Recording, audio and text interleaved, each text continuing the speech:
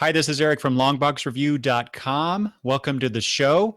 This is the discussion that I'm having with Damian, Sleepy Reader 666. Hello, Damian. Hello, everyone. Yep, this is Damian from Sleepy Reader 666, my YouTube channel. And I'm really excited to be back. Excellent. And I'm very pleased that Damian agreed to come back, even though I talked his ear off last time. Although I don't think that will change for this discussion, because we are continuing our discussion of the wonderful image series Danger Club by Landry Q. Walker, Eric Jones, and Rusty Drake. So last time, Damian and I talked about issues 1 through 4, which was collected in the nice trade here, Volume 1, Death. And like I said, we'll be discussing 5 through 8. Hey, everybody. Editor Eric here. I just wanted to interject briefly to let you know that while we recorded an entire discussion about Volume 2 of Danger Club, this episode we're only going to discuss issues 5 and 6, which is collected here in Volume 2, Rebirth. However, the Volume 2 trade does not contain the alternate issue, the alternate ending. Weird. That's surprising. Yes. I like those covers. They most often nowadays trades just have used one of the covers from the issue, but they drew new covers there. I had a question also about the trades, because we kept reading the little front piece of text that kind of set up each issue. Are those front pieces in the trade? They are. They actually are. So I thought those were very important. Yeah, you get the same cover that was in the monthly issue, and then you get the inside cover piece. But instead of all of the credits and everything that you see in the floppy version, you just get the text. You can kind of see it here in the video. The text with a background image. So I'm gonna mighty glare on there, but that's it. That's all you get in there. Right. So it's the same background image, but now you can actually see the background image. Yes. Yeah. Mm-hmm. Yep. Yeah. So that's good. I'm really glad they included that in the trade, because I think part of the nature of all of Danger Club seems to me that their clues are hidden in places where you think this is just a little bit of filler, but really it has important bits of information in it. Mm-hmm. Mm-hmm. Yeah. Yeah. Just like the retro pages, the Silver Age introductions that we get for every issue. You know, there's something in there, something more than just what we're seeing on that page that pertains to the rest of the story. So yeah, right. It's more than just ironic counterpoint. When you get those retro looking pages, they actually have little nuggets of information. Exactly. Which adds to the fun of reading this and rereading this. Yes, definitely. I've had so much fun rereading this in preparation for our discussions, Damian, that I think I just need to go back and do that with all these favorite comic series of mine, because it has opened up my eyes to more of the depth that's in this. And I'm not saying that every series out there has a lot of depth to it, but this one certainly does. And I know that other comics that I tend to think of from my past, where I think of them as beloved series or runs or just storylines, there's probably a lot more there than I encountered or saw when I originally read those issues. I'm thinking of New Teen Titans stuff in particular, which is pertinent because, as we discussed last time, the New Teen Titans was a huge influence on the creators of this book in terms of the type of story they're telling, the types of characters that they have in the issues. So, like I said, it's very pertinent. I wanted just to talk about briefly. Sorry, on that point that you just made, thinking about our discussions about this and the rereading of it and looking at everything more closely, it takes me back to my earliest childhood experiences of reading comic books, because I would get one comic book at a time. I loved comic books so much that to increase the experience, I would reread that one comic book over and over again and examine it in my childlike way, to try to figure out. And this is how you sort of come to really understand comics, is by, trying to, like, you come in the middle of an Avengers story or a Commandy story, and you have to figure out who all the characters are and all of that. And so as a kid, you have the time to really relook at these. And now as veteran comic book readers with all kinds of busy lives, we usually rush right through them. But there's this huge pleasure in examining all the nooks and crannies. Yeah. Yeah. Well said. Well put. Yeah. It is funny, isn't it? I did the same exact thing when I was a kid, just starting out reading comics when, I only got, 2 or 3 at a time. Right. If I were lucky. And now that I'm older and I have a lot more disposable income, and I do buy a lot more comics in comparison to what I did in my youth, I don't tend to savor them as much as I did, and it's kind of sad. It is. And yet we want lots of comics. Yes. I must get about 50 new comics a month. So Wow. you just can't spend that time reading them all, even if I were a child and had more free time. Yeah. Okay, let's move on. I wanted to, before we dive into the issues again, I wanted to just talk briefly about the release schedule of this book and a few facts about it. So, as I mentioned last time, when I mentioned previously, Rusty Drake's kids were involved in an auto accident. This was around the time that they were either working on issue 4 or right before issue 4 came out. I don't remember exactly. I have to go back and look. But that started a cascade with the rest of the series that led to a bunch of delays. Now, it wasn't just that incident, but that was the start of it. And because things were taking a certain amount of time to get back into it, into the swing of things, in some interviews that I read with Mr. Walker and Mr. Jones, they talked about how basically Rusty was doing the colors for this series in his spare time after his normal, 8 to 5 job. So, and they didn't want to do it with anybody else. So they were willing to wait, and but then they also had to, Mr. Walker had other commitments, so did Mr. Jones, so it just led to some delays. So between issue 4 and 5, which was the split in the trades, there was about a 6-month delay. So issue 5 came out in April of 2013, and then we have a huge jump in time between issue 5 and 6. And so that was issue 6 came out in the end of January 2015.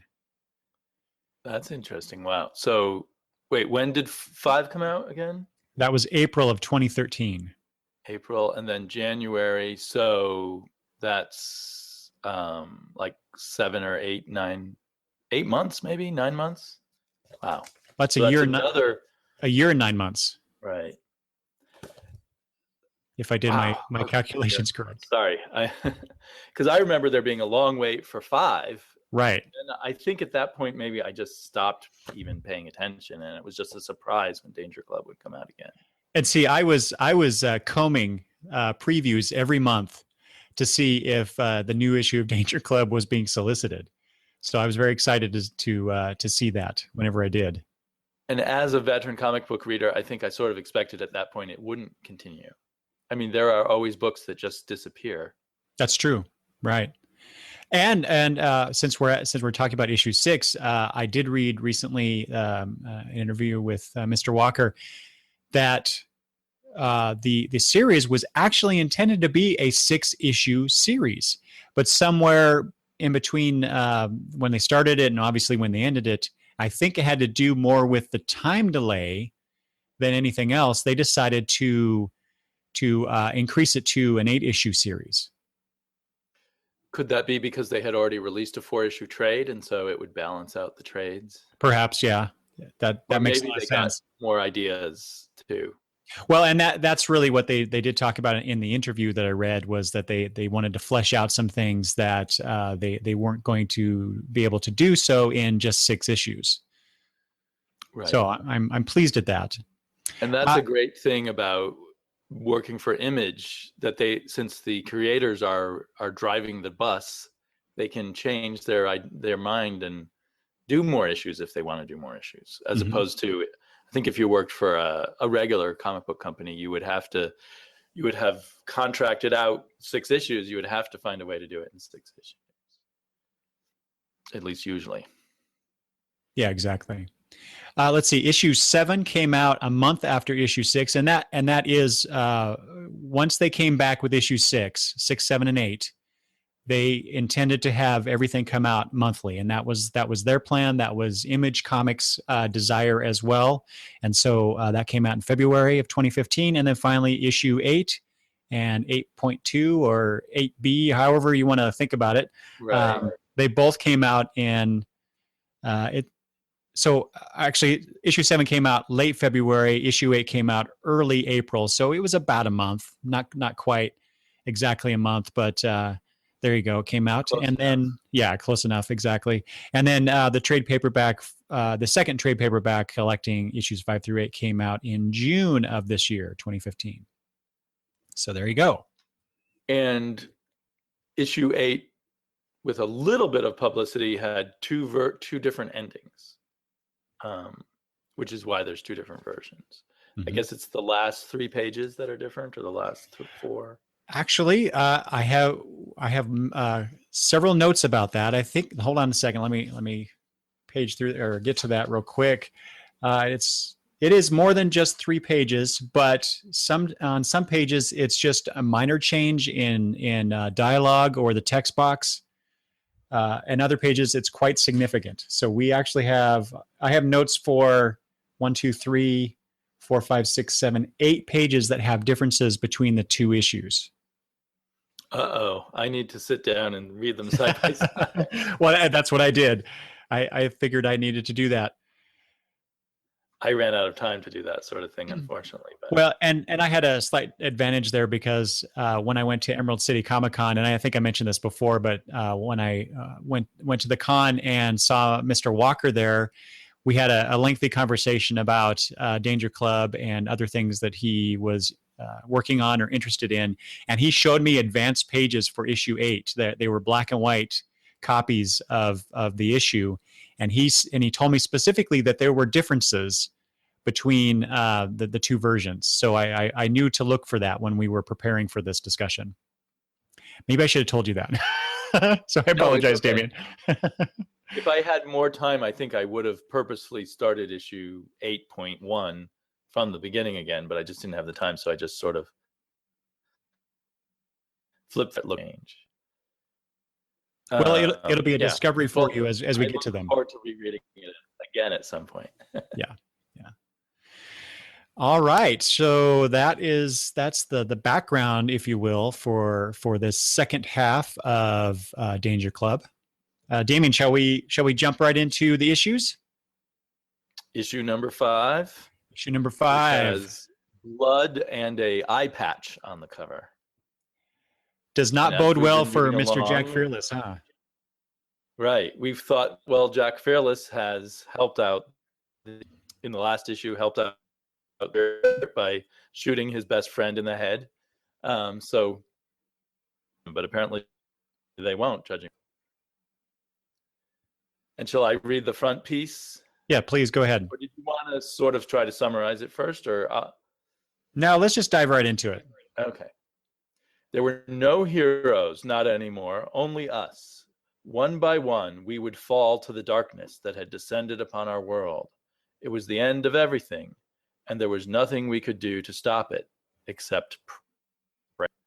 So we've been wondering who writes whose voice those front pieces are in, and before we went back and forth and finally decided it probably was Kid Vigilante, but now Kid Vigilante seems to be dead. So we're once again, as I was reading this issue, wondering who that might be, who the we are. Ooh, good point. I hadn't thought of that. You're right. He is supposedly dead at this point, and yet we have this text. So, but it is in the past tense. So maybe it's like, it's like Captain Kirk's logs, when right. When he's actually, as we're watching the events occur in the episode, he's actually talking about them as if they already happened. So maybe that's kind of what we're doing or dealing with. So it's here. A clue to us maybe that Kid Vigilante will be back. Yeah. Well, and it's funny too, I didn't really glom onto this until you read it, but the pray part, except pray, based on what I have seen of Kid Vigilante, that is not something that I think that he does, that he True. believes in. He doesn't seem like the praying type, is what I'm trying to say. But knowing what's coming up, praying links up to certain things that he does turn to. Very not good. that he Yes. prays. Yes. So we're now used to, if you've watched or listened to our other podcast, we're used to the first page is always a sort of mock Silver Age kind of splash page. And this one's the American spirit in the terror of Dr. TikTok. And it does say America's #1 superhero. And he looks, the American spirit looks more like the Fighting American or the Shield, which were imitators of Captain America. Yeah, that's a good observation. You're right. I mean, that's not important, but it's just a bit of comic book trivia. Obviously, Captain America was a very popular hero in the 40s and had a lot of imitators. Less so now, but they exist in the history of comics. Mm-hmm. And I just want to point out a few things on that first panel. You know, the whole idea of these dino Nazis that we get. You know, dinosaur heads on these Nazi bodies. That's just such a Silver Age maybe I don't know. It's actually kind of Golden Age-ish to me. Maybe a little Silver Age, and then Dr. TikTok. His, you know, just these little details that they're throwing in here. The glasses with the hands. Right. I just love that kind of stuff. Well, I do really like and it says here, which is a big clue for stuff coming up. The time machine, it's rewritten history and turned those Nazis into dinosaurs. The Nazis into dinosaurs part is just the fun part, but the rewritten history is an important clue. Exactly. And then the bottom panel is the shocking fate of the American Spirit's junior sidekick, which is Jack. You see Kid Vigilante. What was Kid Monstro? Was that right? If that was that his name? Must be Kid Monstro. Yeah. And then I don't recognize. Oh, that's oh boy, I should have looked it up. The girl there is Power Princess. I don't remember exactly. Power Princess, Princess Power. Something yeah, you're right. But then you see Jack, and there's his brain and one eyeball. Right. Oh, I didn't notice the one eyeball. Yeah, and as I was rereading this, because I didn't fully remember, I was wondering, is Jack literally was in the real world of this comic? Was he really just left with just a brain, and is his whole body something his brain was implanted to, or is he more of a cyborg mix of like the character Cyborg in Teen Titans, you know, with some body parts left other than the brain? And I think I finally get my answer to that in the last or second to last issue. Mm-hmm. Yeah. Before we turn the page, I wanted to, or move on. I wanted to point out. Notice how young Kid Vigilante looks in that picture. Right, about 10 or yeah. So how long has he been doing this? Because we talked about how it was mentioned by Walker that Kid Vigilante is probably 16. Mm-hmm. And here he is in this first page, looking like I said, 10 or so. Right. Yeah. Again, there's the question of what are these comics? Are they comics within this world, or are they just some kind of, I don't know, gimmick at the front of this comic? I mean, obviously they are a gimmick at the front of this comic, but whether they supposedly exist in the world of these characters, right? I think I'll never be totally sure on that. Yeah. Well, hopefully, that's something that they could explore if the comic ever comes back. Hey, Damian, we got a couple comments here. Mr. Hallermouse from YouTube. So he says, names like Kid Vigilante, Dino Nazis, could I be in love? And and then a little bit later he says, brain in a jar? Yeah, it's love. So yeah. Mouse, You know it is a labor of love to go through these issues. So if you haven't read Danger Club, you should do so. Howler Mouse, for those of you who follow him on YouTube, has a deep understanding of the history of comics. So he will get huge amounts of Danger Club. He will get huge amounts of the subtext of Danger Club that's just full of all this stuff going back to the history of comics. All right, let's turn the page literally here, and we come into people watching the American Spirit, the President of the global United States, addressing the Union, talking about the menace of these kids, the group that Kid Vigilante is leading, and how comparing them to Nazis, the Nazi menace of the 1940s. He says. And comparing them to Adolf Hitler. I just wanted to point out in this sequence here, Damian, that we have these the teen superheroes. There's a couple panels here. One, they're huddled together. There's 3 or 4 of them. They're huddled around this TV and looks like an abandoned warehouse of some kind. There's another one who's watching this. Looks like an underpass, a highway underpass. And he's watching it on his phone. He's got his backpack or duffel bag They're next. They're all hiding in different places. Yeah, and two things about that occurred to me about this. One, why are they still wearing their costumes if they are in hiding? And 2, do they not have anywhere to go other than off by themselves in these abandoned places like this? Don't they have families that they could hide with? Just those little details that just pop in my brain as I'm reading this. It does seem that their life as a superhero sidekick took their childhood away, and so they have nowhere to go. Perhaps that could very well be, yeah. And maybe it's maybe the adult superheroes that disappeared in the crisis that was talked about in the first 4 issues. Just like we found out with Kid Vigilante, his mentor is his father, so maybe a lot more of these characters. Oh, also Gravity Girl, her mom was one of those. So perhaps a lot of them, it's more than just them having mentors like Robin is to Batman, but they're actually family members. So when they're gone, when those adults disappeared or died, apparently they had nowhere to go, perhaps. Right. Especially now that they've become outlaws from the president, Spirit of Liberty. American Spirit. American Spirit. So I kind of am repeating some of this stuff as I'm aware some people are watching. And then we find out that this execution of Kid Vigilante is indeed televised to the country. Yeah, that president has no qualms about showing that kind of stuff. Could you imagine? Right. If that stuff actually happened here? Ugh. First Obama speaks, then he shows a little execution with brains coming out the back of someone's head, and then he comes back and speaks some more. Yeah, not something I want to see. Okay, so then we go to the White House. Well, not the White House. Yes, it is the White House. Sorry, we see the ship that attacked the group, or the group attacked. Wow. Right, the helicarrier. Yeah. Type of ship. But then, oh no, maybe this is actually a reproduction of the Oval Office in this ship, perhaps.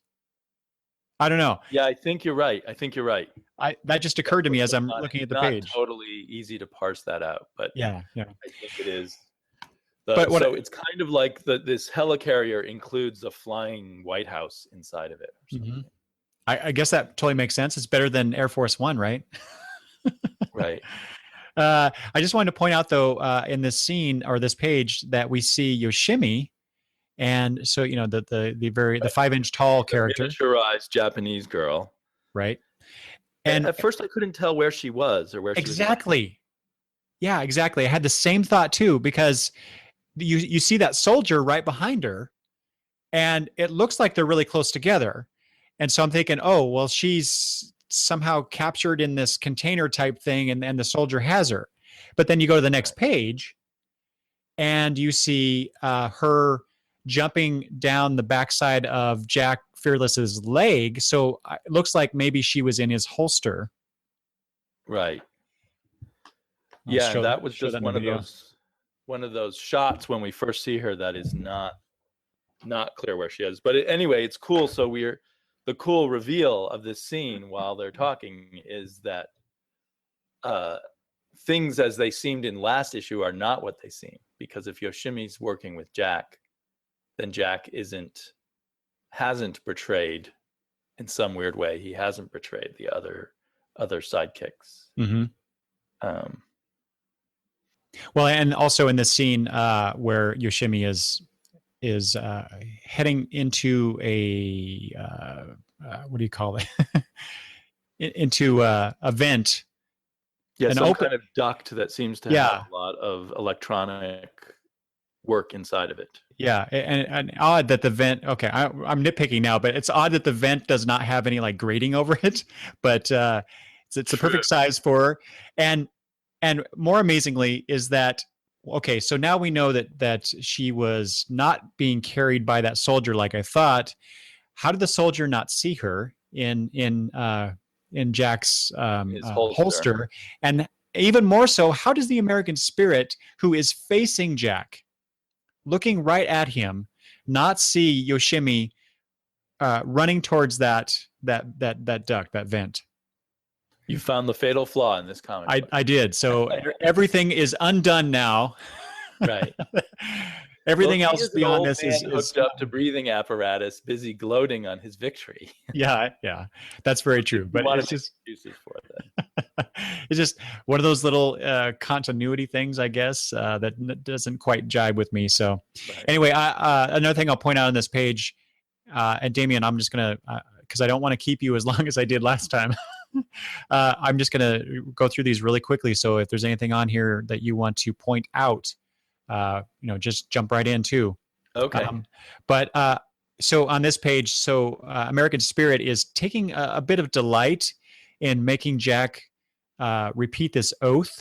I hereby solemnly swear that I shall support and defend our nation against all threats, foreign and domestic, blah, blah, blah, blah.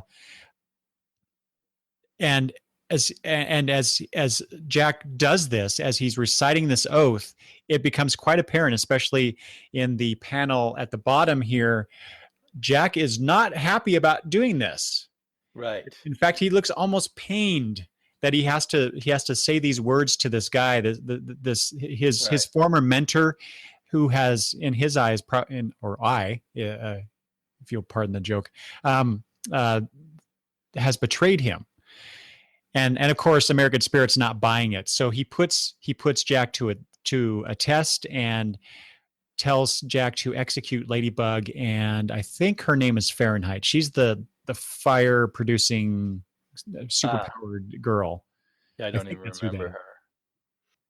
Again, the artist or the artist and writer are masters of counterpoint. So when we have him reciting the oath, we're also seeing her, Yoshimi, the tiny girl, running through the ductwork. So we know while he's reciting the oath that he doesn't believe in it, even before we see his face with that expression.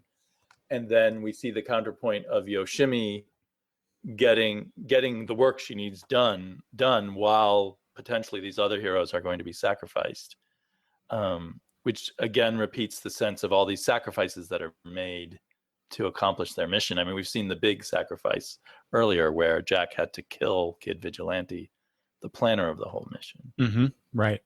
Yeah, these kids are amazing that they continue to put themselves in the situation or these situations where, they could die at any minute. And many of them do, even in the end. Right. So it impresses me that they show these. And not just the fact that they're valiant heroes, because that's what we expect in our superhero comics, but that they are also afraid and sometimes unwilling to continue, as we saw with Gravity Girl, and they're just unsure. They're kids, they're teenagers. I would have a difficult time as an adult, even at the advanced age that I am approaching to I think commit to the things that they are doing. So I just, but that's one of the things I love about we talked last time about my love of teen superheroes, teen sidekicks, and that's one of the things I like about it is how these young people make this commitment in this fictional world, of course, but they make this commitment to uphold these ideals that they have and help others. I think that's just a fantastic thing that younger people do that. Wish more people would follow in those examples. And so on the next couple pages, we get Jack refusing to do it. The American Spirit does torture the kids down below, perhaps unto death. And then Jack breaks free and they have a fight.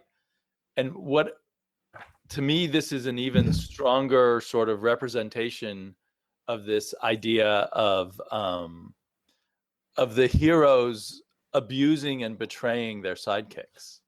I mean, because obviously the American Spirit is the ultimate betrayer. He's, gone from being Captain America to being Thanos or something, to being Darkseid, someone who the whole universe or multiverse is just a toy of his ego. But so yeah, it just sort of there was an emotional frisson as we realized we've just become to realize from the first page for sure that Jack was the sidekick of the American Spirit and went through awful things with his brain in a jar and then put back into a robot body, and then to be betrayed by the person who turned him into a superhero in the first place, or made him a sidekick. Mm-hmm. So yeah. If you take in all of these layers, it's a emotionally packed scene, an emotionally packed fight between the two of them. Mm-hmm. And you're exactly right. So, and the fight is quick because we find that the American Spirit is not as frail as he appears to be, because he takes on the robotic body of Jack Fearless here. And he knows, American Spirit knows that Jack is a traitor from his perspective. Right. And he knows in the next couple of pages, as he's gloating, after he tears off Jack, tears off Jack's arm there, and callously throws it away. He knows that his, as he says, American Spirit says, "What are you and your little friends really up to?" So he suspects something, and yet,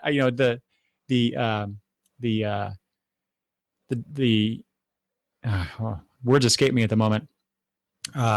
Having Yoshimi infiltrate as she did, as shown in the previous pages, and the fact that he totally missed it, even though he was expecting betrayal. Exactly. That's one of those gimmies. We just need to do it that way so that the plot can continue. Well, and I also think that speaks to American Spirit's hubris. He considering what is going to happen here very soon, I think he just thinks it doesn't matter. Right. Which is when we did talk about this before too. We brought the question up, why didn't American Spirit round up these kids as well? And I think you pointed out that perhaps he thought that they were not at all a threat. Right. And I think he still thinks that, even though he knows they're up to something. And he went through all of this with Jack Fearless, knowing that Jack was going to betray him, and he's just really enjoying torturing his former student. And I guess I'm distracted by the wrong details, but I'm struck by the fact that inside his robot body is muscle and blood and veins, and then the president tortures him with it, sort of going to yet another level of kind of disturbingness in their violence. Well, yeah, it does speak to your assertion that he's a cyborg instead of just a robot with a brain in the body. But it's funny because things I've read from the creators, they specifically talked about Jack Fearless being in a brain and an eye in a robot body. So, well, and to skip ahead, he later we see that his face is a robotic face too. So I think I think they just decided to be gross, and they're making a robot body that still has biological parts that you can torture. Yeah. Let's see here. So I wanted to jump ahead to again. Yoshimi is able to stop the torture of Ladybug and Fahrenheit here. I hope that's who that is. And although providing the same feed of the torture with the stuff that she did inside, where she was ripping up cables and connecting stuff together, and then she says she tells Ladybug it's time to get to work, and Ladybug gets up and says, "Oh, good. I thought this was going to be difficult." It's just that that resignation to the task at hand, even though she just, Right. I mean, she almost died here in Right. in this electric chair situation. Right. She's being very dryly ironic, I suppose. Yes, there you go. Yeah, you put it in a much better way. In the meantime, Jack is pushing American Spirit's buttons. You know, what happened after the Nazis, after everything we fought against? How much worse are you? And American Spirit says, "Don't you dare judge me. I'm a hero." To which Jack replies, "You think that's what Hitler said?" And then American Spirit just goes crazy and tearing out Jack's cybernetic guts, which are full of blood, along with the cybernetic parts. Yeah. Blood and electricity. Blood in this comic book. Yeah, yes, they do. Yeah, Rusty. I think. Yeah, I think Rusty has an issue. I say that with love. Let's see here. Is there anything in the next few pages you want to comment on, Damian? Well, at some point we start getting the alternate reality here in terms of World War II, because the war just went on and on year after year, and we were losing Japan and Germany, Italy, Canada, Spain, France. They were all too strong. So the reason for Captain America, the American Spirit's corruption, lies in the fact that the war went a different way and the Nazis were going to take over the world. And then he says, the answer came from one of my earliest missions, one of my more colorful enemies, Dr. TikTok's time machine.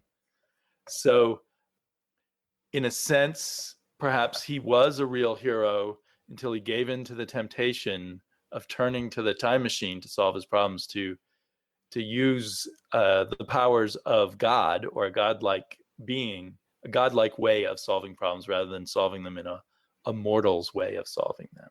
Right, and we get that old adage, you know, power corrupts, absolute power corrupts absolutely. So even though I'm sure American Spirit meant to do things for the greater good, he ended up in this situation where he is now, which is obviously a fascistic dictator. Right. It would be our ultimate weapon, et cetera, but it turned out to be so much more.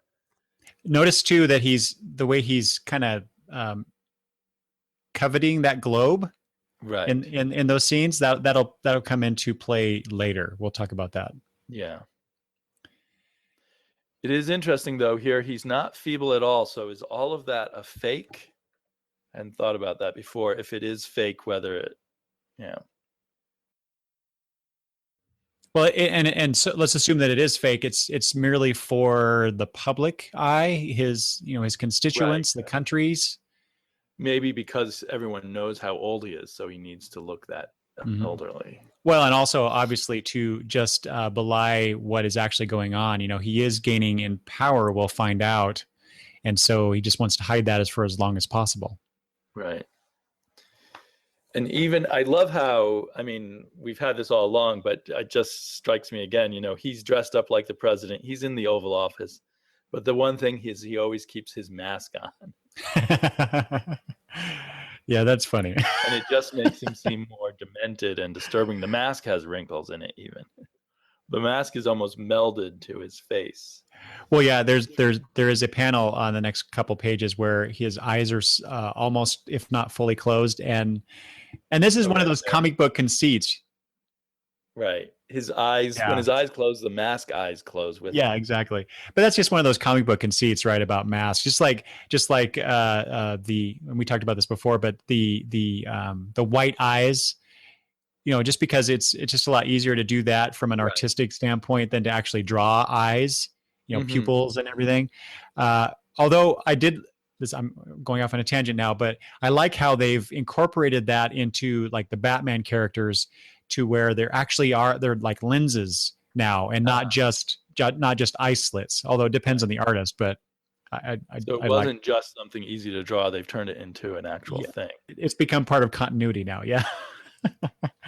Let's see. So Ladybug and Fahrenheit are making their way towards someplace.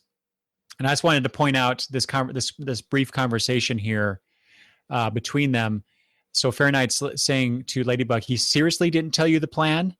Ladybug says, right? Not until we were crashing. I mean, who does that? He probably just doesn't totally trust you. I mean, you were his archenemy, and he's kind of a jerk. And Ladybug says, hell with it. We should start our own team. Right. I just love that. Oh, and she says, the punch Kid Vigilante in the face for being a jerk squad. Yeah, that's like a lot of fun stuff in the middle of after we've seen people tortured and right. And so horrible things. Yeah, so you get the really serious, gross kind of stuff interspersed with the comedy elements. So it's wonderfully done. And a reminder that these are sidekicks from the villain side and the superhero side who have teamed up at this point, which I kind of tend to forget as I go along. Mm-hmm. The craziness of this world where every single person has a teen sidekick. In the meantime, Yoshimi is doing more than just freeing Ladybug, and she is actually, so you see there in the panel that I'm showing on the screen, she is there's a view of her and then Micro Tokyo in the background, and so she's hacking into something there, and I'm we could guess probably what she's doing. She says, "This is Yoshimi Anamoto, you mother effers. You can't keep me out." Right. Well, and the Infinity Override is a bit of a clue because there were those robots with the Infinity sign on them earlier. Very true. I missed that detail. Good point. On the next page, there is just a quick panel, and I just wanted to point it out just because it just, the way it's drawn struck me. So you see Ladybug here, and it looks like she gets shot. Right. And I thought, oh my God, so there goes Ladybug. But it's also odd in the sense of, I'm not sure, because it looks like she got shot through the like the bottom of her throat. So that led me to believe. I thought it was the shoulder. And I'm sure that's what it is because she's not shown as dead in the next page. But just the way that was drawn, to me, it was a little confusing because it looked more like a kill shot there when I first read it. But of course, as we move on, you find out that, she's hurt, obviously. These poor kids. Right. Well, and I thought Jack Vigilante was killed in the last scene of him being massacred by the president, but he turns out to still keep going a little bit. Well, he's like the Energizer Bunny. He just keeps going and going and going. No matter how much of his guts you rip out. Exactly. So the girls finally do reach their destination, and she sticks this USB stick into a console in the ship. To what end, I'm not sure yet. Yoshimi hacks into Micro Tokyo's the Gigantobots, and she takes control. And you pointed out, because I mentioned the remote control bitches, and you pointed out last time, Damian, though, that comes into play later, and here it is. Right. She says it again. It's her catchphrase, remote control. So I wonder if Ladybug does die, though, because the last thing do we ever see her again? Her hand is bloody, and it's like she's plugged in the USB, and then she's kind of falling to the ground, bleeding everywhere. Well, yeah, you're right. If you're just going through it page by page like this and not thinking about what comes up, it certainly looks like that she is dead or almost dead, and it makes you wonder, if that was really the implication here. It certainly seems to me to be that way. We certainly seem to see a lot of people who would surely have to bleed out and die, even if the original wound was not a death blow. Yeah, and much sooner than it actually occurs. But again, talking about comic book conceits, that's another one, right? It's just right. No matter how many, I how guess much I couldn't remember if we do see Ladybug again, but I guess we probably do. we do. We see her at she's in the last issue, isn't she? Yeah. Yeah. It's starting to all blur. Yeah. So there's more words between Jack and the American Spirit, and but then we see, this is the big thing. We see the reveal of Dr. TikTok's time machine, and I just wanted to point that out. How Kirby-esque does that look? Very intentionally Kirby with those little symbols along the side. I love that. Yeah, and it's very cosmic. More than a time machine, it feels like that kind of cosmic cube, cosmic awareness type of scene from Marvel Comics in the Bronze Age to me. And then the last few pages of this issue, so American Spirit activates that time machine, and you get this scene where he's talking and things are happening cosmically here. But more importantly to the story, so here in that panel, the middle panel here on that page, Damian, that's Ladybug saying, remember what he said. And they all start saying apokatastasis, so that comes back. Oh, that's Ladybug. Okay, apokatastasis, right. A real easy word to say. Yeah. In the meantime, American Spirit saying the world will be reborn in his vision, in his image, forever and ever and ever. And that's when the flash of light, and then you get the final page, which is very Crisis-esque. If you remember Crisis on Infinite Earths, you get the universe ending and everything goes to white, except for that bottom panel, which is really interesting. It's almost white, but you it's kind of like there's an opaque covering to it, but you can still see there, and it's Magician pointing. I believe he's pointing his wand. Drop my comic there. Pointing his wand at, it looks like Kid Victory in the foreground there, and he's saying, it's really hard to see clearly, but you're right. And he's saying apokatastasis. Exactly. So in the previous podcast, you mentioned, I believe, I can't remember exactly how you put it, but that apokatastasis means renewal or return to the beginning. Yes. And I was looking at it a little bit in my rush before this. And apparently it's also a big term in Judaic and Christian theology and in Stoic philosophy. Yes. So it's both just a return to the primal universe, but it also has the whole idea of certain concepts, I think, of what the end of God's plan is. Will everything be returned to God and into its state of purity? And there's apparently were big debates amongst theologians in different Christian eras as to whether in apokatastasis even the demons and devils would be returned to being angels again. And I didn't have time to look further into it than that, but I just thought it was interesting that, and I don't know if they're aware of it being something that's debated in obscure theology circles, but I just thought it was interesting, their use of that term, and they certainly use that so much over and over in all the remaining issues that one feels they probably did explore the meaning of that word to some extent. Well, yeah, I will just tell you, they did. It was very intentional, and we'll talk a little bit more about it because there's a lot more stuff like that coming up in the very next issue. Right. Which is issue number 6. Awesome cover. I love that cover. And I guess when we see this cover, we now know Kid Vigilante must not be dead in some form. It certainly looks that way, doesn't it? Although he's in kind of a hellish Hades place. I don't think I picked up on that though when I first saw the cover. Yeah. But this is, since we've been talking about this a week or two ago and looking at it more, I'm realizing more and more how much the colorist did add to everything. So many of these covers would have a completely different effect without the work that Rusty, the colorist, did.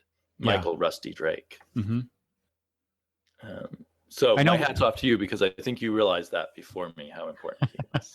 Well, I think a lot of times we take the colorist in comics for granted. We focus so much on the writer and the penciler of comics, and Rusty's colors on this series in particular has really opened up my eyes to what a colorist brings to the table and adds to the overall story. So from now on, I'm going to be definitely talking more about the colorist in terms of being an integral part of the story and the success of the story than I have in the past. Right.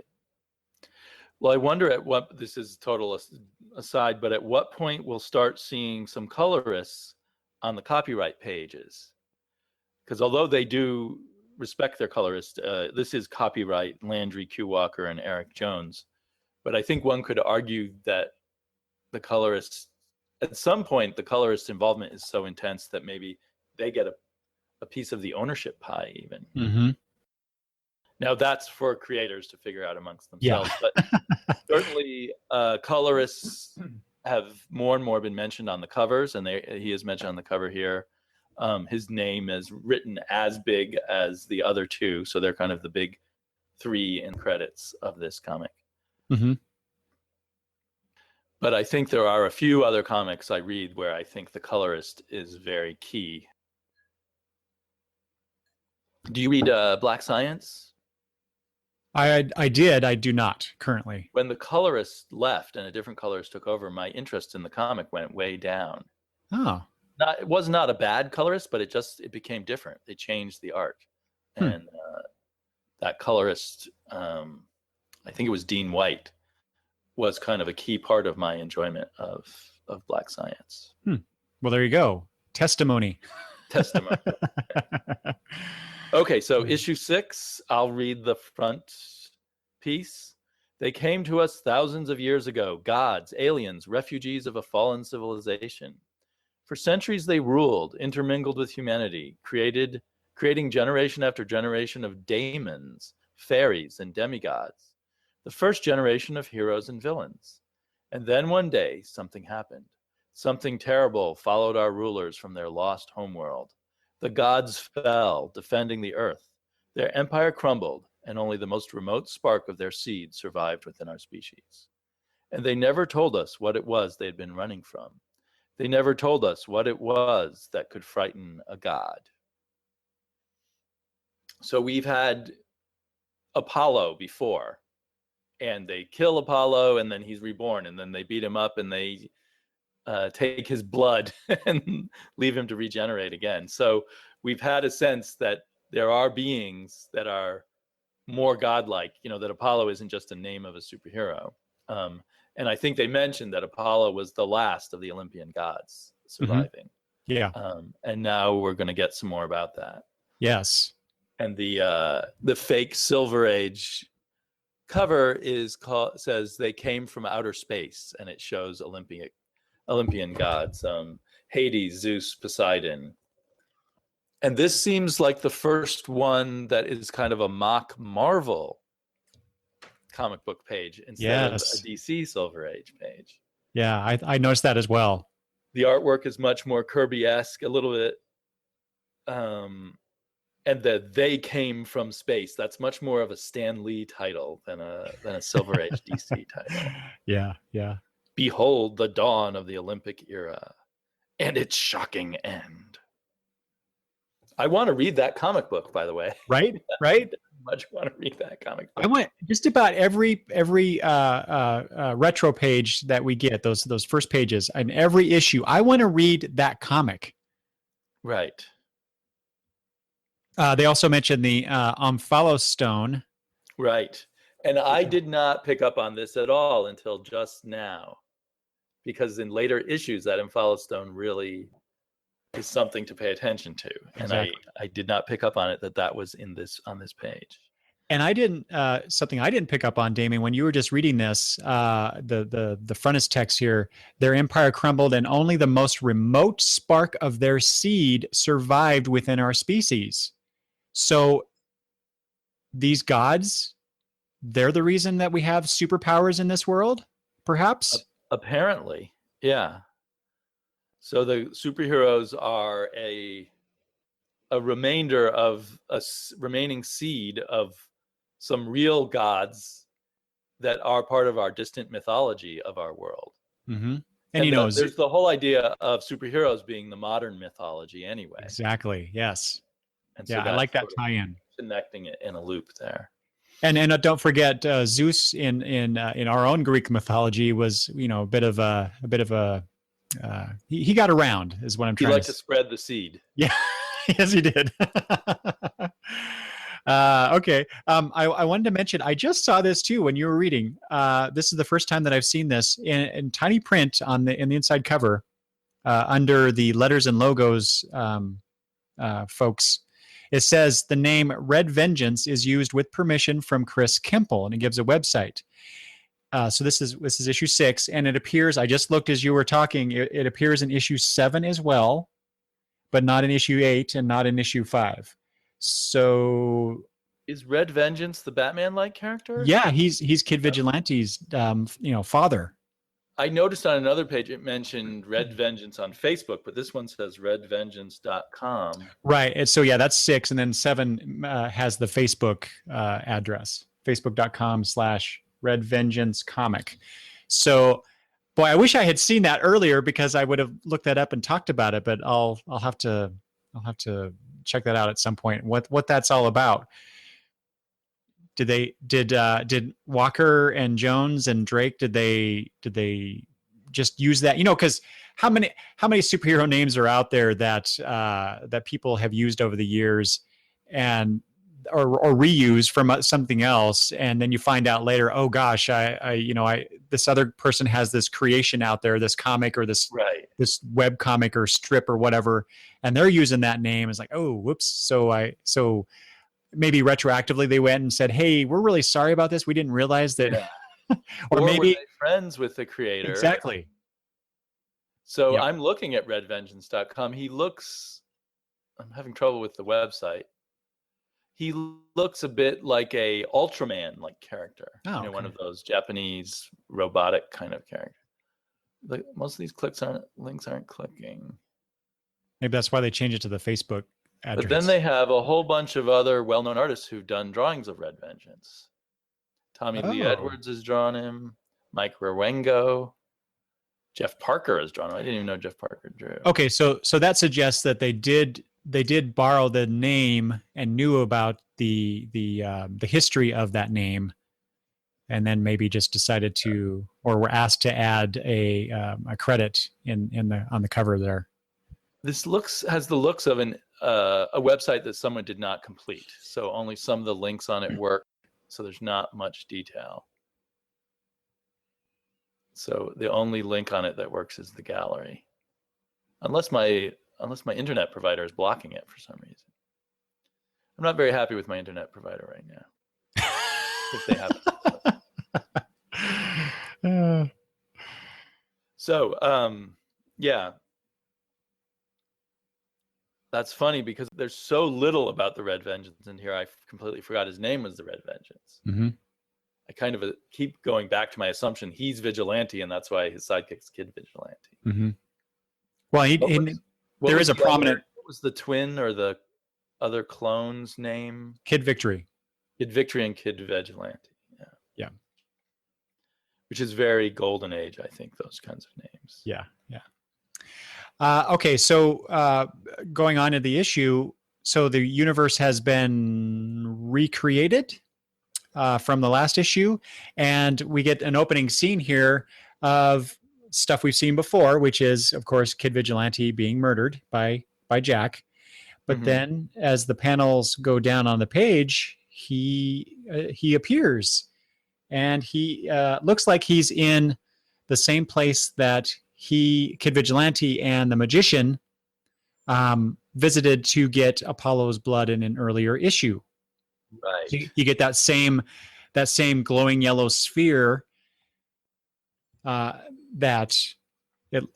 took it, Damian, that's where Kid Vigilante appeared in this realm, and then the ball drops, in this on this page, and then he appears at the bottom and starts walking. Yeah, I did not at this point think the universe was being recreated. I thought we were seeing where Kid Vigilante went after death. Did you say the universe was being recreated? You're right. I did say that, and you're right. There's nothing to suggest that is and the particularly situation as here. I flip the page and he's walking through, and there's a voice talking to him about your death, your life, your death. You exist only as long as I will it. That makes me feel he is in. I start suspecting he is in the Greek Hades, the afterlife, the underworld. I'm sorry. Yeah, you're absolutely right. I hope I'm not skipping too fast, but then we see Cerberus, the three-headed dog, who guards the gates of Hades, and it's a lot of fun watching Kid Vigilante fight Cerberus. How do you say that? I get confused because they misspelled it in the Cerberus the Aardvark. What's a misspelling of what I call Cerberus? I thought it was. I don't know. I usually pronounce it Cerberus, but I'm probably wrong about it. That's right. That's how you do it. I've just got it all mixed up in my head. Cerberus. Yeah. Yeah. So there's a long, fun sequence with lots of blood of him fighting Cerberus. Yeah, you're right. This issue does almost entirely take place in that realm of that where Kid Vigilante and Apollo are until the very end, and then this part of the story catches up with what we saw in the previous issue, and so I was just confusing those things in my brain. And so we're seeing a lot. We're seeing what he's doing in Hades, and we're seeing his sort of memories that led up to what we now realize was his plan all along. That included his own death. Right. So, you had mentioned how at first they thought they'd do this as a 6-issue series, and this is issue 6. And I wonder if once they got to this idea of him being reborn in hell, in Hades, that they wanted to spend more time on it. They didn't want to rush through it so much. Because this does seem like we were rushing through the plot, and now most of the plot is resting for the moment while we see something happening elsewhere and find out more of the backstory of the plan. Mm-hmm. Yes, and I'll also point out that I'm pretty certain they were joking, but one of the reporters at Newsarama or Comics Alliance, whichever one, I can't remember, asked them, did you ever basically did you think about just ending it with everything going white? As they did, and like I said, I think they were joking, but they did indicate, they thought about it. Could you imagine if that's what we got? We got to the end of issue 6, and that's what happened. Right. Everything ends, and it goes white, and then we're done. What an unsatisfying ending that would be. And of course, that's what they also said, was that would be hugely unsatisfying for many readers, if not all of us. I wanted to point out. Here's a horrible confession of mine. I have never read the entirety of Crisis on Infinite Earths. Damian. And as we saw at the end of last issue, this is referring to that, and I have a general understanding of Crisis on Infinite Earths, but I just never got through the whole thing. That's okay. Do we? I assume this part does not have an equivalent in that. You mean the part where Kid Vigilante is in this other realm? Right. Not a direct one, not to my recollection. Maybe some of the sequences in the antimatter universe could be analogous in some ways, but definitely not in a direct fashion, no. Right. So I don't know if, because so much of what happens in these comics, I can see the antecedents in the history of comics. This particular issue with, getting yourself killed and sent to Hades, and to rush ahead on what this whole issue is about, rush to Hades to recruit the spirits of the dead gods in your battle. I haven't seen that particular thing in a comic book, but maybe it refers to something. Yeah. And what a plan. What what a crazy, scary plan to get literally die. Last ditch effort. You have to, literally die. Yeah, there's the Joseph Campbell hero's journey right? That whole process where whether it's usually figurative, but sometimes literally, the hero has to die, quote unquote die, and then be reborn, is transformed, and then comes back and basically saves the day. Well, that's Right. exactly what Kid Vigilante is doing, except he literally did die. That's Although a his very spirit. good point. And there are tons of fantasy novels and such where the heroes literally have to go down into the underworld to the land of the dead. For some reason, immediately this Philip Pullman trilogy of his, I remember reading that and hearing interviews with him where he was doing the hero's journey. His Dark Materials, I think, it was a very popular fantasy young adult trilogy. But anyway, usually the heroes are still alive, but somehow find an entrance into the land of the dead. Mm-hmm. But in this case, he has to literally die. And I feel like Landry and Rusty, really go to town on their artwork of showing us Hades. The mythology lover in me really enjoyed these sequences. Yeah, Beautifully done, beautifully drawn and colored, and in the way, not even though there's Kirby references elsewhere, this is not the way Kirby would have done it. It's very unique to them, I guess, or at least not drawn from Kirby in this case.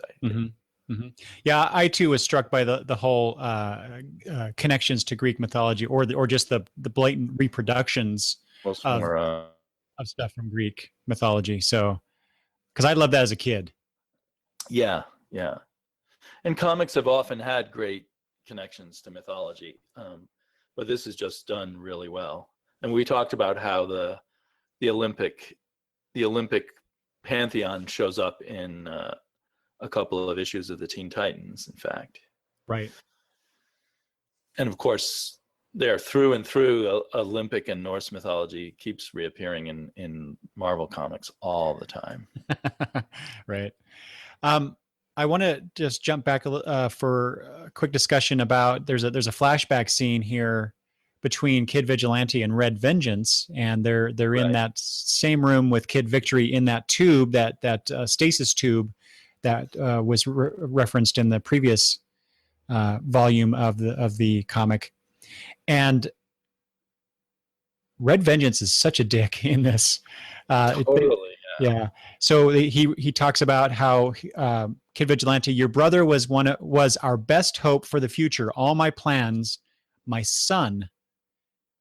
Now all I have is you, referring to Vigilante, and I'm afraid you won't be enough. And that final panel where Red Vengeance walks away, and with Kid Vigilante standing there, and both, basically there's nothing in the background. You see the floor a little bit, but it fades into white in the top, and just the way the shadow extends, trying to connect, with his father, and it's not quite reaching. It's just wonderfully done by Jones and Drake, showing Very that. Good point. That is an amazingly good panel, and it just emphasizes the emotional gut punch of your father saying you're not good enough. Yeah. And and what teenage boy especially hasn't felt that disconnect with the father, and the pang of wanting to be able to live up to the father's expectations and please the father, and knowing that you can't or won't be able to for some reason. Yeah, this is familiar territory. Yeah. And I can't. Do they ever say that he's a clone? Because that's kind of where I wondered when he refers to the other brother as my son. Like, is Kid Vigilante a clone of Kid Victory? Or maybe that's just not important, but I keep wondering if there's some other clue that I saw and then forgot. You're right. There is something later in this issue that I was going to point out. I think it's in this issue where that's discussed. So, right.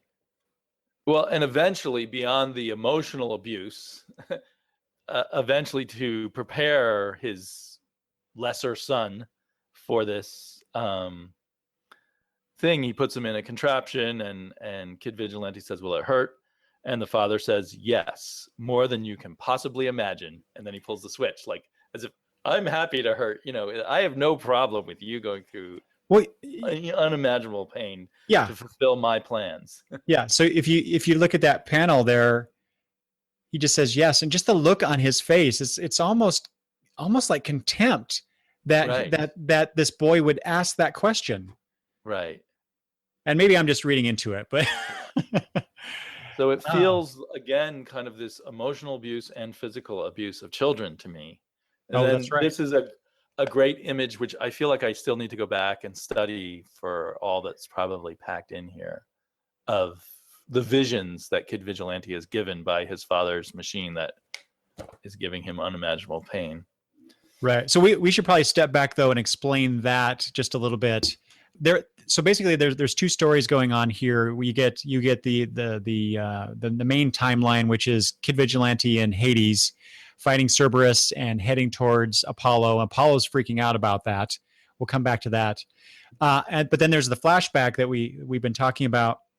And Vigilante's talking to Red Vengeance, and Red Vengeance talks about that the mathematical equation that this Weisinger's theorem of multidimensional transcendence. You've read this, right? And Vigilante says, of course. Then you understand the equation that proves an infinite number of alternate universes should exist. And this is very important to the whole story. And yet they do not. What we can detect are simply echoes, the energy signatures of non-existent alternate versions of Earth. Every other world in the universe is constant, while the Earth is in a state of flux. Furthermore, it appears that instead of coexisting in harmonic synchronicity, just like the parallel Earth concepts of the DC universe, we talked about or it's been talked about in many different comics over the past 75, well, not 75 years, but since the Silver Age dawned in DC Comics, that each parallel Earth is on a different plane, but has a different vibrational synchronicity, or anyway. Continue on. Every reality is built instead upon the bones of the last. Every new Earth overwrites the previous. And Red Vengeance reveals that he spent decades analyzing this energy. He's allowed to decode a temporal echo of the next event, the next one, and then we get that scene where the heroes are all standing there in fear and awe, and just before they die, and that's something that we talked about in the last discussion. Right. So he says, "My life, the lives of all my allies will be lost. We will not survive the crisis that lies before us." I'm glad you brought us back to this page, because in my rushing ahead, I forgot that this is where this information was. Already we know this is a commentary on all kinds of comic book things, but now this focuses us on a commentary on a certain aspect, or maybe two aspects of comic book history. Clearly, this is a reference to the Crisis on Infinite Earths and all the other things that have come after that, right? There's been so many permutations since then of the ideas about infinite Earths. It's kind of now, see, here's my flaw. At the end of Crisis of Infinite Earths, do they shrink it all back down to one Earth again? Yes. The multiverse becomes a kind monoverse. of like we've just found out that the Crisis of Infinite Earths happened and someone shrunk us back down to one Earth. But it's also a theme that then gets developed more and more, I think, of looking at the history of comics as people keep getting rewritten and rebooted. There's all these past selves that aren't quite the same. And so even without the Crisis of Infinite Earths, just if you took superheroes as a reality, as we've seen in comic books, some outside force has come in and kept rewriting us. Meaning the creators of comics. Right. Yeah. This series gets very meta at times. Right. So this is where a new meta thread is made explicit, which I think becomes for me the main thing on the meta level that goes on for the remaining 2 issues after this before the series ends. Yeah, it's funny you mentioned just now the Crisis and everything that's come after it. In my notes, I put here Every new Earth overwrites the previous. And then I put Crisis, 0 Hour, 52, Infinite Crisis, Final Crisis, Flashpoint, Secret Wars. Right. Those are just the ones off the top of my head. You know, how Convergence, multiversity. yeah, exactly. That's happened recently. Exactly. There you go. Let's see here. So they continue talking. Oh, this is important too. So I just said 52. Between then and now, this is Red Vengeance talking. This fluctuation of antimatter, and that's really important to Crisis itself. Antimatter has appeared at least 51 times. And so there's the next one, right? 52. I just love that. I just love that. The meta stuff of it. I mean, it's obvious if you're a fan of superhero comics and you follow a lot of different comics. But I wonder how, if someone is coming into this series not having a lot of history with say DC and Marvel, especially DC, how much is it important? Maybe if they don't get it, or is this merely one of those kinds of Easter eggs where, when you and I go to a Marvel or DC movie and or watch, a superhero show on television, they throw in those Easter eggs where, to people who don't know this history and don't know these characters, it's just this thing there, this detail that's not important to them, but for us, we get all squee about it. Well, I think it also reveals, I think even if you didn't know all of that, I think there's it's kind of cool that it's revealing that, because we already learned that the president, the American spirit, has been busy rewriting history with his time machine. So it just sort of confirms that that kind of cool plot, if you didn't even know about Infinite Crisis and all of that, the plot, the idea of someone who's rewritten history over and over again, and we vaguely think something's wrong and something's wrong with the world, and then we discover, oh, it's been rewritten 51 times since 1940 or something like that, and that's why so that's a cool idea. One can also imagine like someone who uses a time machine to rewrite history keep fixing little details, would slowly go, of course there's another explanation for what's wrong with him, but slowly go crazier and crazier over time as they keep trying to fix the world and instead become more and more of this mad dictator of the world. Actually, I would have loved to have seen that story instead of what we get, as in terms of why he's doing this and for what reason. Right. That makes a more interesting story. What I thought we were heading towards in this issue. Okay. See, I wasn't even thinking along those terms as I was reading this. So in my first reading of this, as we get revealed exactly who the American spirit is, I think in the next issue, I was very disappointed with that explanation.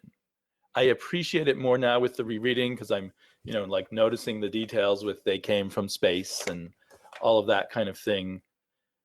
So I still have more problems with the last issues of this than with the rest of the series, but I like it better now on the reread than I did the first read. Mm-hmm, mm-hmm. You mentioned, Damian, the rewriting time since you said 1940s or something, but Red Vengeance here's another Easter egg. Here's another throwback.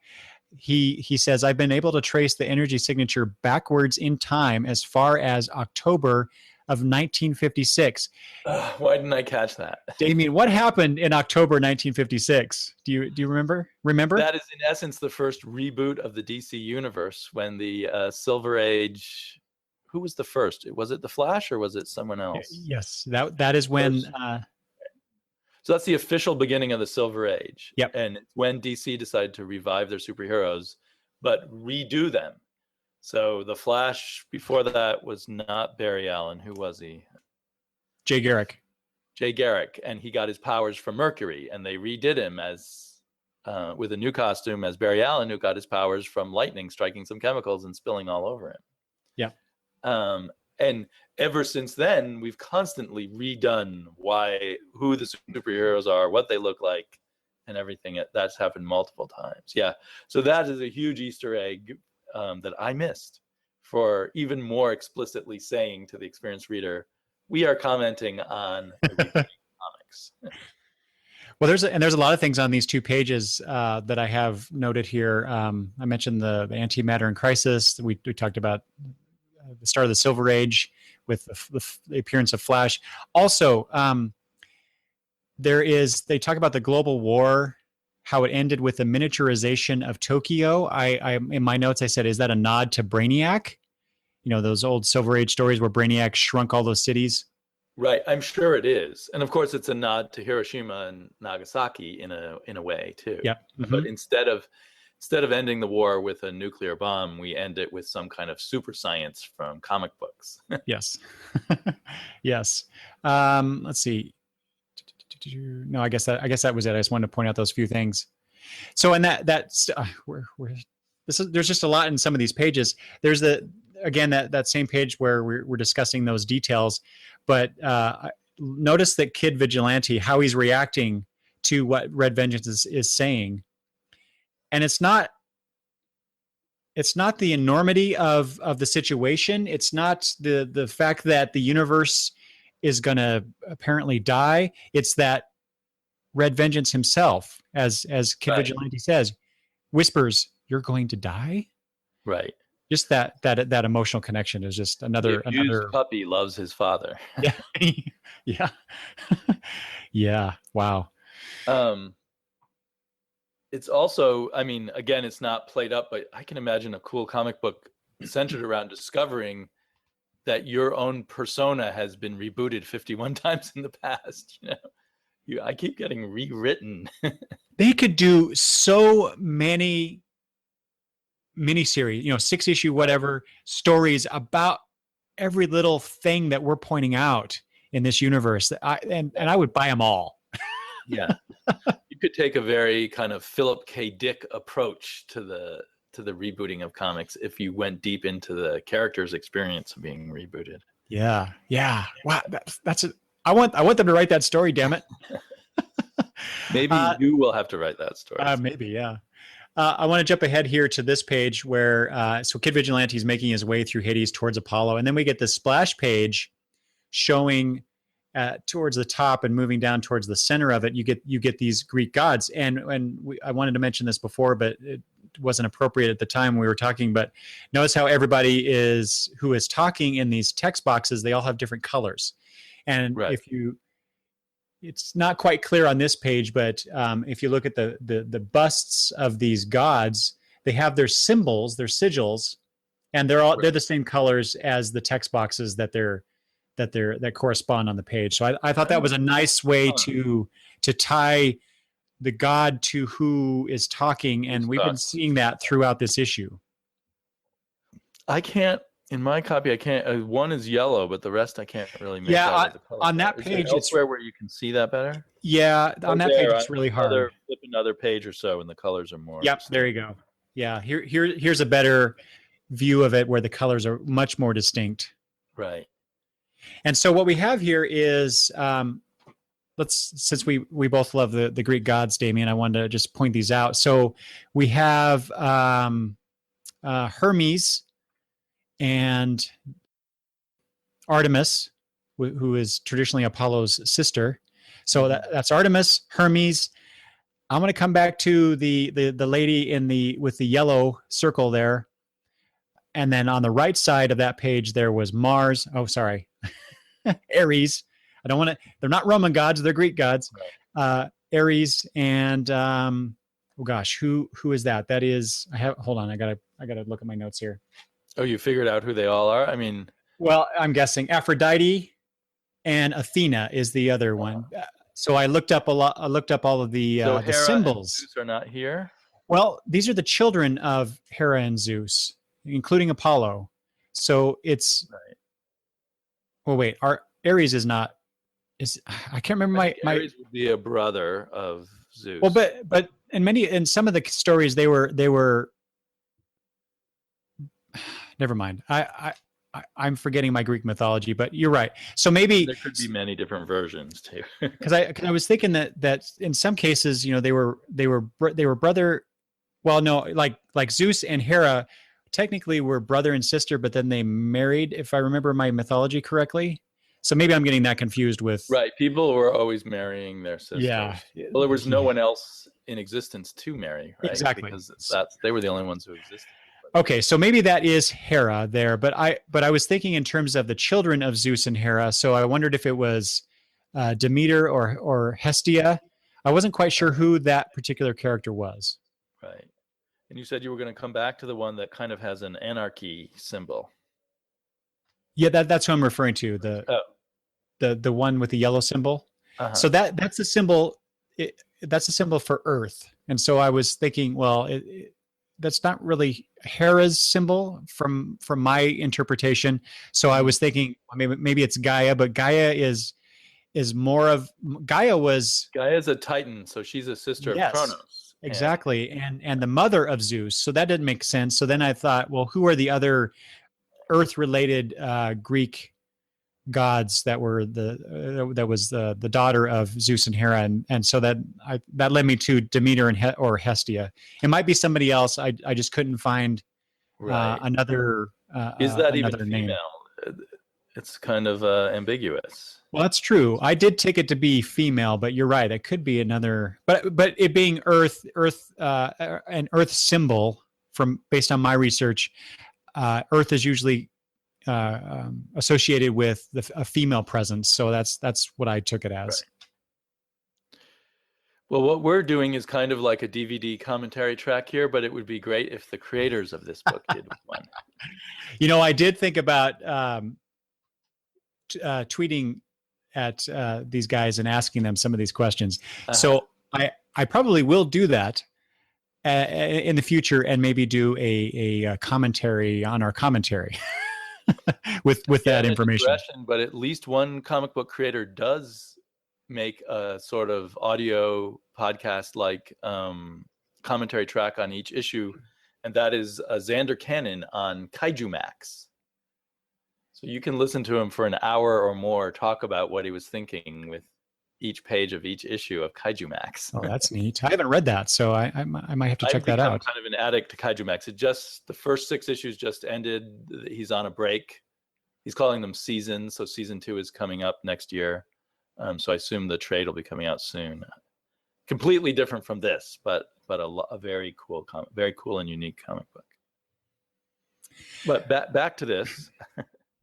So you brought up the whole whether the whole clone situation or whatever, and that's on the next page. That's where they talk about Red Vengeance talks about this was meant to be your brother's mission. When I cloned you both, right. His DNA was altered, his brain mutated so that he could slowly process the temporal data. Since you're his twin, the same could be done for you, but your creation was not intended for that purpose. So that explains a lot more of Red Vengeance's saying you're not good enough and such, even though because of the withholding of that information, we focused on the emotional effect on Kid Vigilante. We now understand more why Red Vengeance, he created these 2 kids as tools. Yeah. Not as children. Even though they are perfectly human. Still, he's such a dick. He is totally a dick. Batman gets a lot of grief in continuity from his family about not being emotionally connected and whatnot. Right. And this guy puts Batman to shame in that department, I have to say. Frank Miller would like this Batman, though. Well, Dark Knight 3 is coming, so we'll see. We'll see how it compares. I'm very excited about that. Okay. So Vigilante finally reaches Apollo. Apollo is freaking out. Right. With what, basically he drops to his knees saying, please, I can't read backwards. I don't blame him. I mean, he's been sort of beaten in a torturous kind of way multiple times by Kid Vigilante now. So he's kind of a whipped dog in a way, even though he's... Please don't hurt me anymore. Right.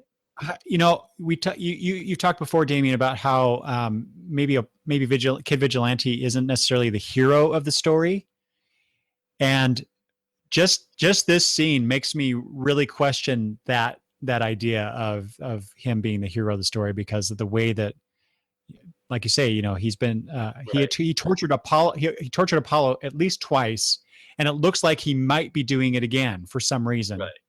And here's Apollo on his knees, supplicated to this other character who has no superpowers, and yet he's afraid and is just he just doesn't want to be hurt anymore. It's heartbreaking.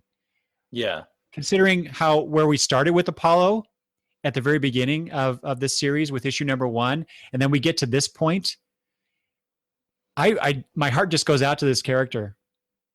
Yeah. But of course, Vigilante does say, I didn't come here to fight you, even though he's got this sword and shield, and he's been fighting his way through Cerberus and these spirits. I came here to save you. So that's, at least there's that. Right. Well, so then after this scene where Apollo is, a beaten dog because of all the torture he's gone through, then we go back to seeing Red Vengeance for his purely unemotional plans. The side effect of that is to torture Kid Vigilante. So it's almost a cycle of cruelty or stuff. But it's funny because I feel like we intentionally or unintentionally constantly flip-flopped on our feelings about Kid Vigilante. He also has all these Christ-like moments. He's even in kind of a Christ-like pose when he said, "I came here to save you," in this final moment with you're right there. And then couple that with the next page where he's strapped on that table, and it's right kind of he's the son being sacrificed by his father. Like Jesus, my God. I was not going down that path when I was rereading this, but it became very apparent as you were talking. Wow. See, now I really want to go talk to Eric Jones and whatnot. To be tortured to death. Yeah. So then Kid Vigilante gets the knowledge, the foresight. So that in my notes I said that's his superpower. He really does have a superpower. It's just a different kind. Right. And then we see there's the big reveal of the big bad in this, and that is Chronos, the Titan. Right. Do we understand fully what he is yet, or does it take till next issue? Well, I think chaos. Do they say? Oh, they do say Chronos. They do, but you have to know your Greek mythology to understand what that means to the characters in the situation. Right. And of course, these are Greek mythology who we've been told are aliens who once acted as gods upon Earth, but now are sort of dead, but still in this afterlife in Hades. Mm-hmm. So this version of Chronos may be slightly different than than the Chronos of Greek mythology. This is another incredibly cool drawing and coloring by our art team. Yeah, thank you for pointing that. I was going to do that myself. I guess who Chronos is linked to perhaps is not revealed to the next issue. That's correct. And then we get the whiteout effect again bringing up the whole crisis kind of thing. And we get the word apocastasis again. Yep. Again, several times. Maybe if I take my glasses off, I can see what's going on in the fade of that panel. It's kind of a similar panel to the panel of the last issue, sorry, I had to take my glasses off and peer at it close. Yeah, I kind of lost you on the audio there, Damian. Did you lose me on the audio? I'm sorry. I was just saying it's a similar panel to last time, right? But more of a close-up. Yes. And I had to take my glasses off to see it. This creative team's reminding me how old I am. So with my regular vision, I don't see enough. I had to take my glasses off and peer really closely at this panel to see what it was. So it's some kind of tie back to issue 5 where we also end with a fade out and a fading in close up of the magician doing something magical to Kid Vigilante. Well, Kid Victory, actually, in this case. Oh, was it Kid Victory? Yeah. How did you know that? If you because it's the, you can see the mask that on his mouth, the breathing apparatus on his mouth that we saw in the stasis tube. Wow, you were way better at interpreting faint visuals than I am. It's really hard to see. That I could see that could be interpreted that way, and that you are right, but I missed that. So at the end of issue 5, was that also Kid Victory? Yes. Okay. At least that's how I took it. Right. And that's where I will end this discussion on issues 5 and 6 of Danger Club. If you'd like to leave feedback about these issues or any of the other issues that we've discussed in previous episodes, please do so. You can email me at longboxreview@gmail.com, or you can tweet at me at longboxreview, or you can leave comments at the blog longboxreview.com. I want to thank Damian once again for joining me on this discussion, and please join us for the final installment, wherein we discuss issues 7 and 8, including the alternate ending issue of Danger Club. Thanks for listening.